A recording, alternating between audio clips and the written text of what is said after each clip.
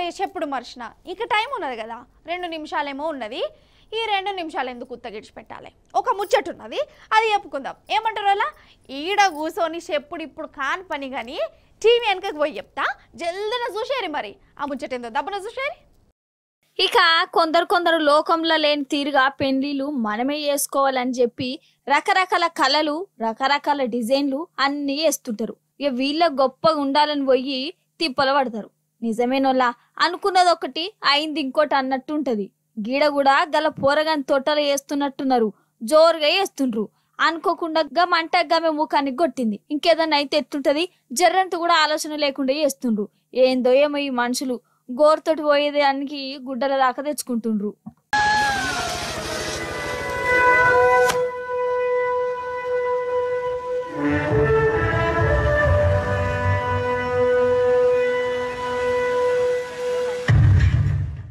ఈ మధ్యన ఎవ్వరిని చూసినా ప్రేమ దోమ అనుకుంటా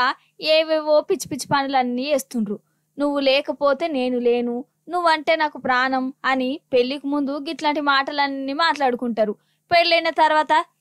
నువ్వు నాకు వద్దంటే వద్దు నువ్వు వచ్చినాకనే నా జీవితం అంతా పాడైపోయింది అనుకుంటా మాట్లాడతారు గీడ కూడా గట్లనే ఇద్దరు ప్రేమికులు ఇంట్లో ఒప్పుకోలేదో ఏం పాడో తెలియదు గాని నదిలో పోయి దుంకిండ్రు గాడైన ఉన్న చేపలు పట్టేటోళ్ళు వచ్చి కాపాడిండ్రు అరే కొట్లాడి సాధించాలే అంతేగాని గిట్లా చేస్తే ఎట్లా అని పోరగాని చెంపలు వాళ్ళగొట్టిర్రు ఇంకా నయ్యం ఇద్దరికి ఏం కాలేదట ఇదంతా ఉత్తరప్రదేశ్ లో జరిగింది ఏందో ఏమో ఒప్పుకోకపోతే గిట్లా ప్రాణాలు తీసుకుంటారా